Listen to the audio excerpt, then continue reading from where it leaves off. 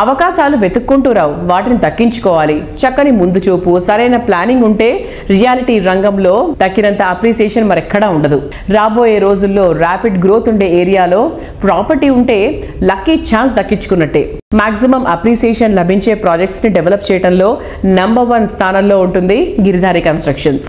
ORR, ఆర్ఆర్ఆర్తో పాటు హైవేలకు connect అయి ఉండే ఏరియాల్లో ర్యాపిడ్ గ్రోత్ నమోదవుతోంది. ఇలాంటి కీ లొకేషన్స్ను గుర్తించి గిరిధారి ప్రాజెక్ట్ను డెవలప్ చేస్తోంది.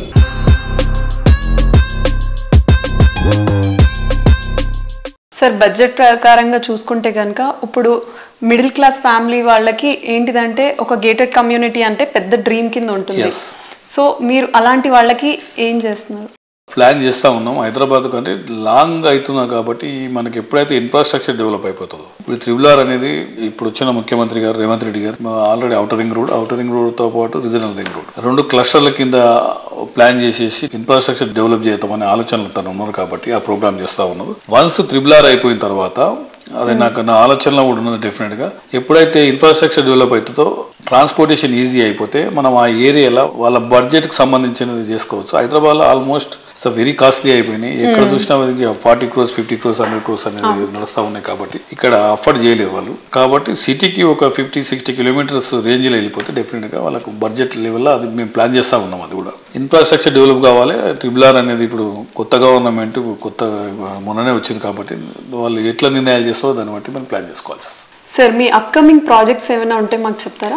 మా గిరిధారి కన్స్ట్రక్షన్ అప్కమింగ్ ప్రాజెక్ట్ ఇప్పుడు కొత్తగా సూర్యాపేట్ ఒక అపార్ట్మెంట్ స్టార్ట్ చేయబోతున్నాం. అదే విధంగా Warangal gated community 6 acres beautiful project రాబోతాం. ఈ 2 ప్రాజెక్టులు కూడా మా కస్టమర్ల కోరిక మేరకు, మా కోరిక మేరకు కాదు, మా కస్టమర్ల కోరిక మేరకు మా ఏరియాలో మా జిల్లాలో కూడా మీరు చేయాలి, మీ కంపెనీ రావాలనే ఉద్దేశం మీద వాళ్ళ కోరిక మేరకు వాళ్ళు స్టార్ట్ చేస్తూ ఉన్నాం. షార్ట్లీ లాంచింగ్ కూడా అవుతా ఉన్నాం.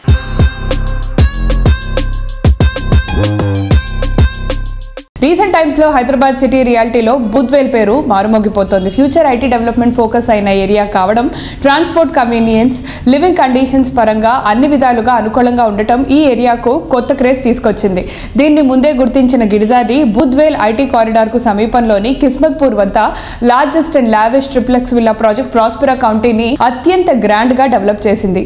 ఓఆర్ఆర్ ఎగ్జిట్ నంబర్ 17 and 18 కి కేవలం 5 minutes దూరంలో ప్రాస్పెరా కౌంటీ ఉండటం ఇక్కడ నుంచి సిటీలో ఏ ఏరియాకైనా అతి తక్కువ టైంలో చేరుకోవచ్చు.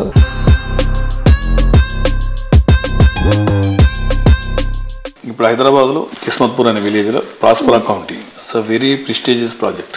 హైదరాబాద్లోనే ది బెస్ట్ నంబర్ 1 కాబోతా ఉన్నది. ఆల్రెడీ ఆల్మోస్ట్ 80-85% వర్క్స్ కంప్లీట్ అయిపోయినాయి. It's a beautiful project, gated community villa project. Sir, ఏదో కమ్యూనిటీ కట్టేసాము వదిలేసాము అని కాకుండా మీ ప్రాజెక్ట్స్ చూసుకుంటే కనుక ఎయిర్ క్వాలిటీ టెస్ట్ కానీ, సాయిల్ క్వాలిటీ టెస్ట్ కానీ, అండ్ పర్సనల్లీ నేను చూసింది ఏంటంటే మీ మెయింటెనెన్స్ కూడా చాలా బాగుంటుంది.